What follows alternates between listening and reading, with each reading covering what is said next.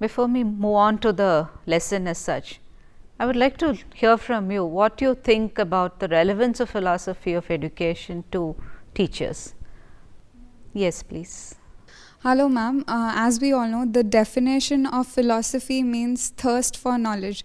That according to me means constantly asking questions. So we as teachers, doing before anything, should constantly ask questions for ourselves, either it be giving punishments or positive reinforcements or a moral lesson. We should constantly ask ourselves how it is going to work for a student. Wonderful. So, you think philosophy of education will help teachers to question themselves and also allow children to ask questions? Yes, ma'am. Excellent. Anybody else? Okay, today's lesson will basically look at why is philosophy of education important for teachers. So, we will build on what you just said now, and how can philosophical reflection inform educational practice, and give a very brief outline of some of the current ideas on philosophy of education. We conducted a small survey in Karnataka about the perceptions of student teachers on the philosophy of education course. They didn't study philosophy of education as a separate course, it was part of another course that they studied. But less than 20% of the student teachers rated the course as relevant, and nearly half of the teacher educators felt the same about the philosophy of education course.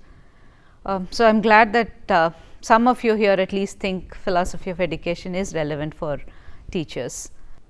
Now, as you said, posing questions to ourselves and also understanding the importance of questions is definitely comes under the purview of philosophy. More importantly, we need to think through what we often take for granted. As teachers, we keep using so many words: knowledge, learning, resources, reflection. So, these are some of the words that we commonly come across in our profession. But how many of us actually, beyond definitions of course, how many of us have actually thought through these meanings?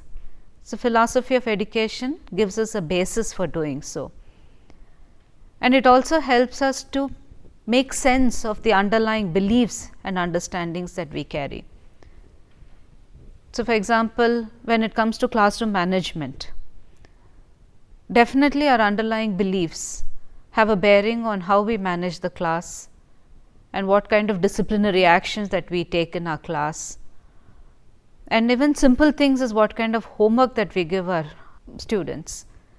All these things have a bearing on the beliefs that we carry ourselves. So, philosophy of education helps us to think through these beliefs as well, and some of it is hidden, we are not aware of it ourselves. It helps to bring them out. So, Professor Christopher Winch has beautifully said, to understand what we as be it teachers or teacher educators, what we are doing, why we are doing what we are doing, and how we do it better. So, this is the purpose of philosophy of education. Again, to extend the quote of Professor Winch, if you look at the slide, value of engaging with philosophical ideas extends beyond classroom practice for a teacher.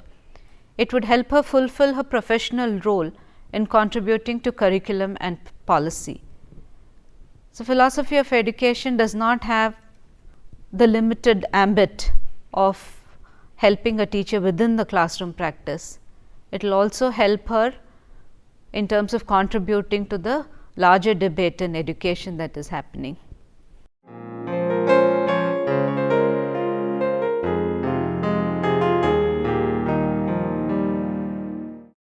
We will look at the disjunction between the policies and theories on the one hand and the practice that happens in real classrooms. So, I will take you through a small video for this. It will help us reflect this disjunction that is happening. Please take a look at the video clipping.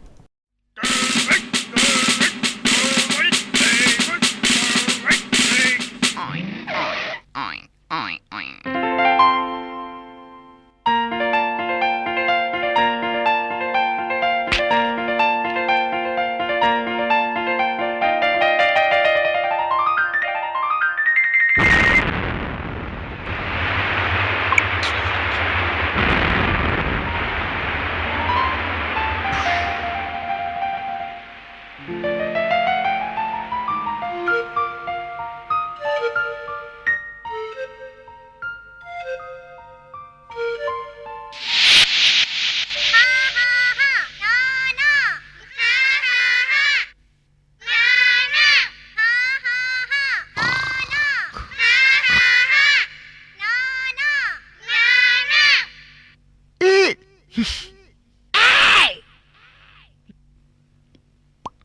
oi, oi, oi. Ha, ha, ha.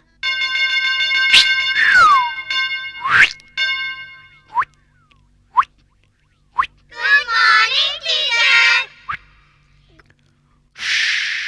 Now, the basic understanding of the basic building and calculation of the meaning of your extending and don't write in your remain. Now, the basic meaning of your extending and don't write in your remain. Calculation of the meaning of your extending.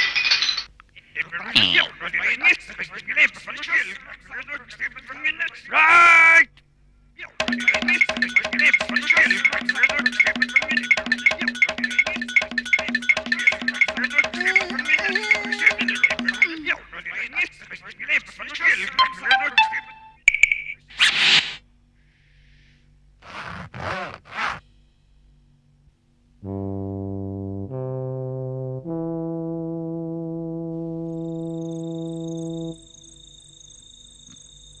Good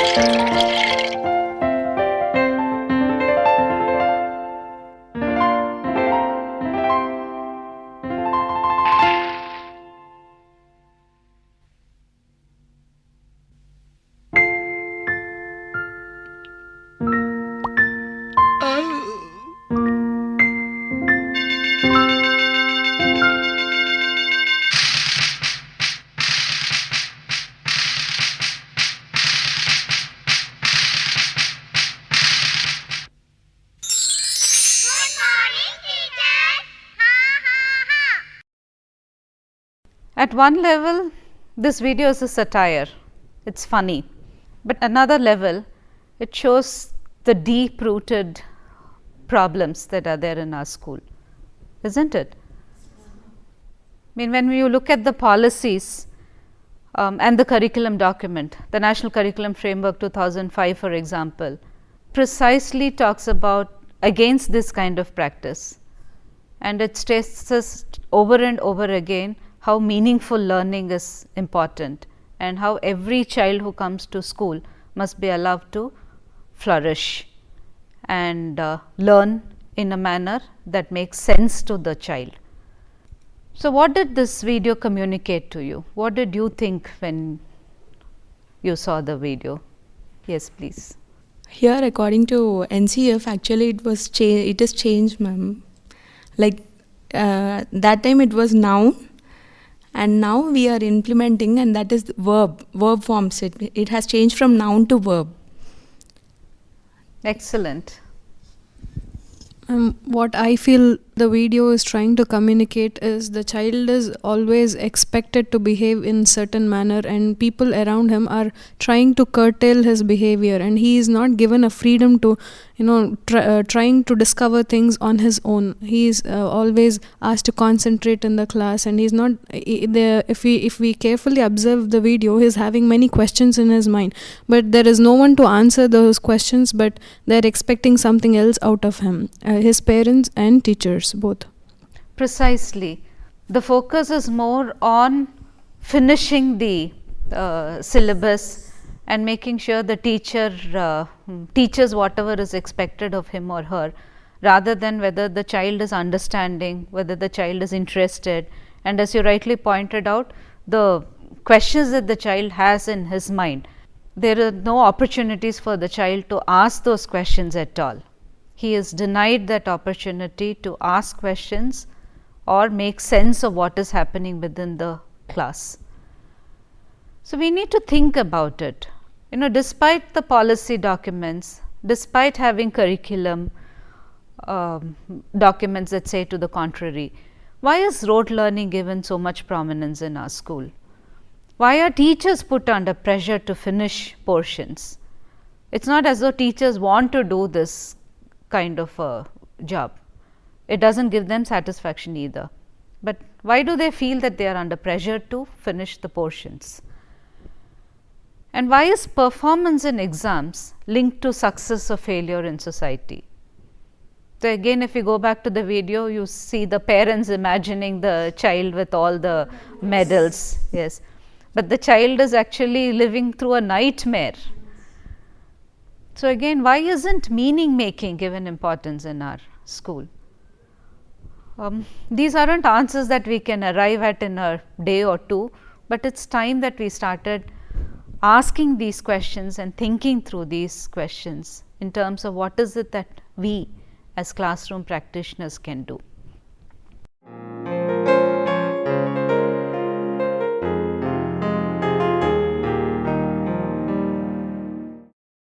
Now, we will briefly look at the current ideas on philosophy of education. We will park those questions. As I told you, we will have to think through these questions over a period of time. So, coming back to the current ideas on philosophy of education, we can see a shift from philosophy of education as a purely theoretical activity to a practical activity, in the sense the problems and issues that teachers face in the classroom, or the conceptual clarity that is required in some of the ideas that we use in education. So, these have become part of the philosophical activities in education, and there has been a definite break from philosophy and philosophers' ideas as a doctrine with educational implications that we can use, to considering these ideas as basis that practitioners can use for their own reflection. The philosophers Hogan and Smith have said that neither education nor philosophy are products to be delivered. They are not artifacts to be produced whose quality can be tested and assured like that in a factory. So, primarily teachers have to reflect on their own practices by bringing into the open assumptions, beliefs and understandings to be questioned and challenged both by themselves, that is self reflection, and also allowing the peers and colleagues to question and challenge some of it. Otherwise, we do not grow as professionals, and teachers have to be equipped and encouraged to form their own philosophy of education, which has to be thought through and internalized rather than accept ready-made ideas. Again, going back to Professor Winch, if you look at the slide and I quote him, as professionals, teachers need a deep understanding of conceptual, empirical and ethical dimensions of educational practice. So, what do we mean by conceptual understanding? Conceptual understanding involves understanding of key educational concepts and debates about aims, curriculum and pedagogy that shape practice in schools. So, these are some of the topics that you would be studying as part of your philosophy of education course in your B.Ed. The empirical understanding requires not only management with empirical educational research, but also the capacity to assess its quality and relevance to practice.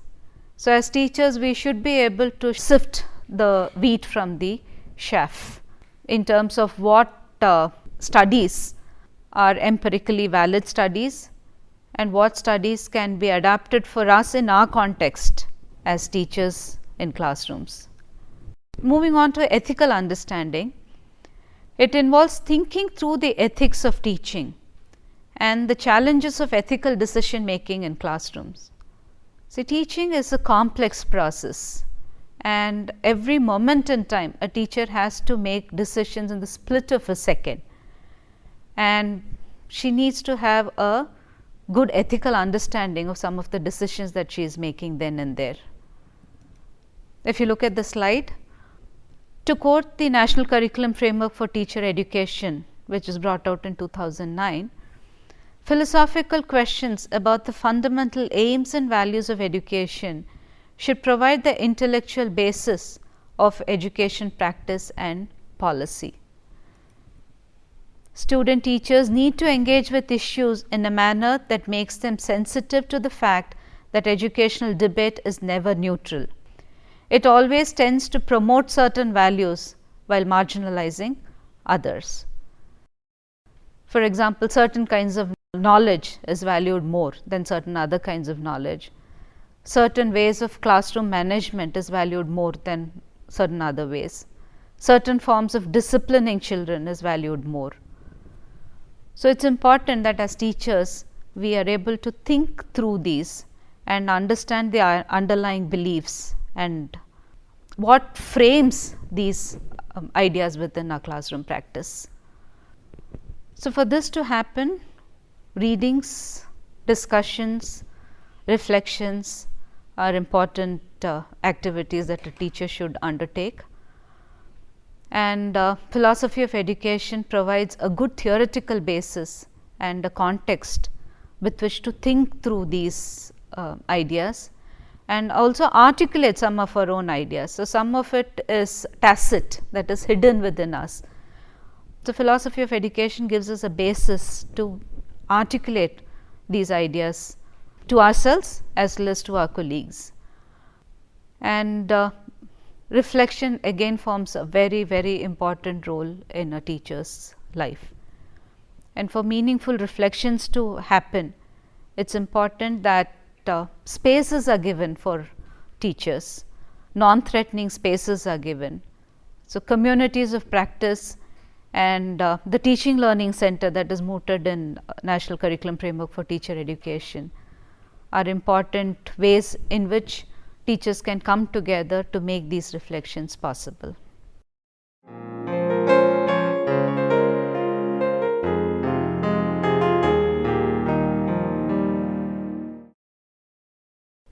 Hello, ma'am. Ma'am, can you please, when you were discussing about reflections, ma'am, you have mentioned that a non-threatening space has to be given to the teachers. Can you please elaborate on that particular sentence, ma'am? That is a very good reflective question.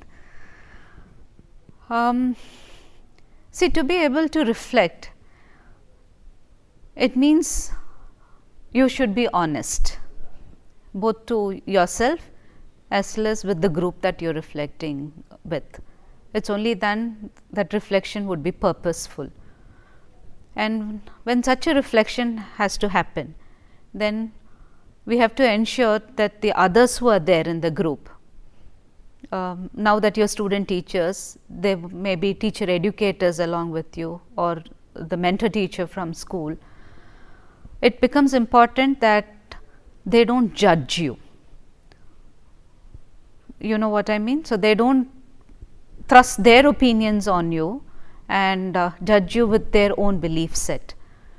So, it is the same with the practicing teachers also, as in-service teachers tomorrow when you all sit to reflect together in a school.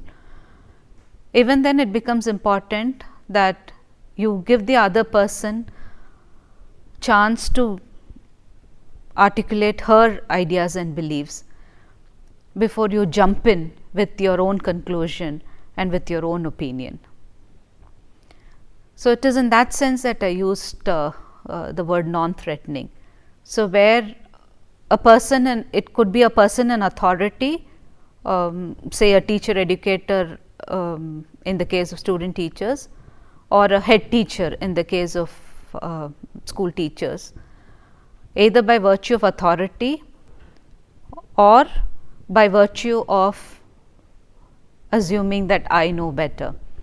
So, these kinds of power equations should not come into play, and teachers should feel that yes, I can share my opinions freely here, and I would be able to get suggestions in a non-judgmental manner from my peers or my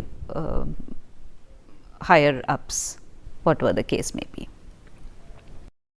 Ma'am, earlier it was teacher-centered education and now we have student-centered. So my question is that should we give homeworks, or the homework should be limited, or the homework should not be given at all? Again, going back to the presentation, I would suggest that we think through what do we mean when we say a child-centered education. Does it mean that we allow the child to do whatever she wants to do? Certainly not, isn't it? So, there is a huge baggage behind this child-centered education, teacher-centric education. So, one, we have to get conceptual clarity on what these mean to us, and two, any answer that I may give you, you have to remember that it is devoid of context. So, what I tell you now would be a very generic statement, yes, homework is good, no, homework is bad, or limit your homework to n number of subjects or n number of hours. But what is more important for us is to be able to analyze why are we giving homework in the first place. What is the purpose that this homework is going to serve for the child in terms of his or her learning, and in terms of my own planning as a teacher. So, within that context, I think it is for us to decide, each one of us as a teacher, to decide what kind of homework I am going to give. So, is it going to be just copying out from the textbook n number of times the same paragraph over and over again?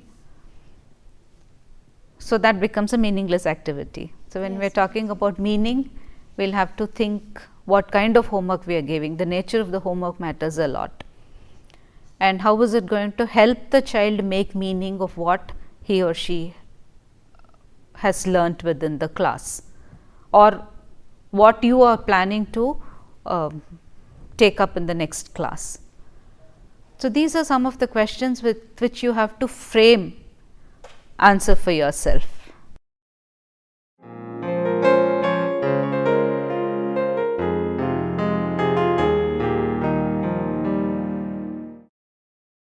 Ma'am, I wanted to ask that like we have seen in the previous videos, how do we balance, ma'am? Because as a teacher educator, it is very important to finish the syllabus and also take care that child does not kills his imagination doing the monotonous work. So, how do we manage that, ma'am?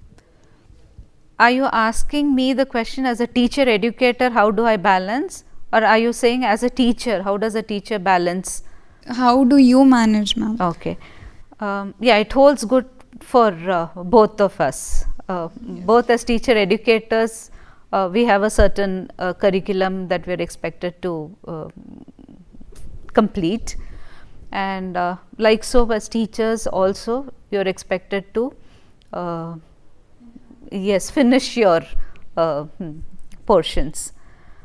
So, that is a good question, how do we balance? So, at one end of the spectrum, we cannot say that we will not look into the curriculum at all, we will only go by what my students like and what I like. So, that is taking one extreme. The other extreme is what we saw in the video, saying that I will not look into the interest of the classroom at all, but I will only focus on yes, on completing the portions. So, again it is important, be it a teacher educator or a teacher, how do we balance?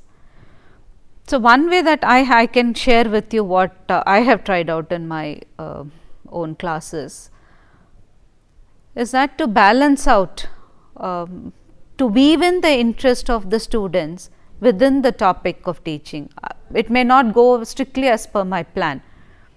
For example, right now there was flooding in the southern part of India.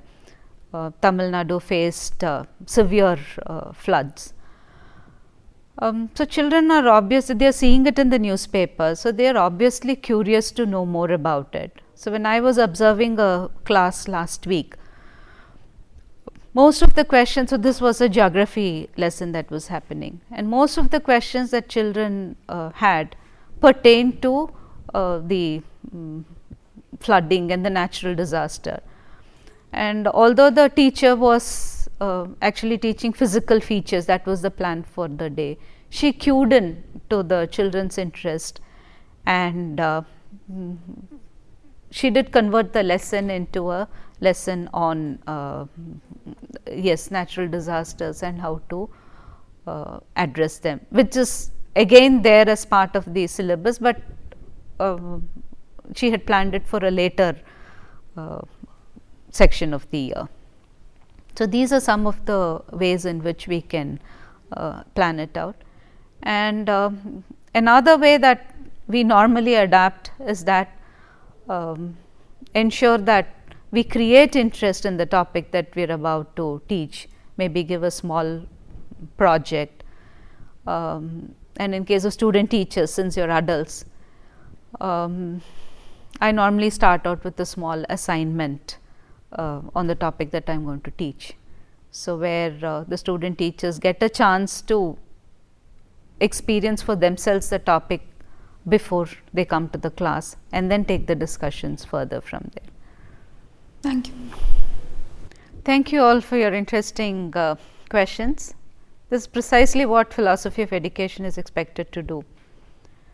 To quickly recap, as teachers, we need to have a strong conceptual understanding in terms of some of the ideas that the education studies have thrown up, and the current debates that are going on regarding the aims of education, or be it the teaching learning practice that we are told to adapt in classrooms.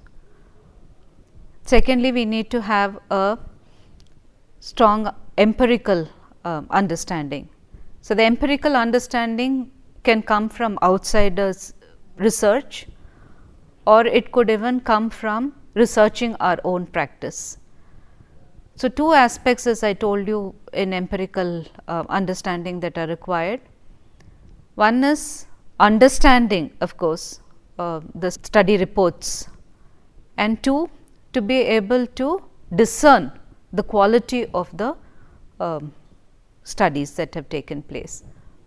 And within this discernment quality also comes into play the ability to adapt those study reports to our own classroom practice. And the third important dimension is the ethical understanding. So, we constantly take ethical decisions in terms of what we teach, how we manage the classroom, and what are the inputs that we give our students. So, it is important for us to think through these ethical issues that we deal with on a daily basis. Thank you.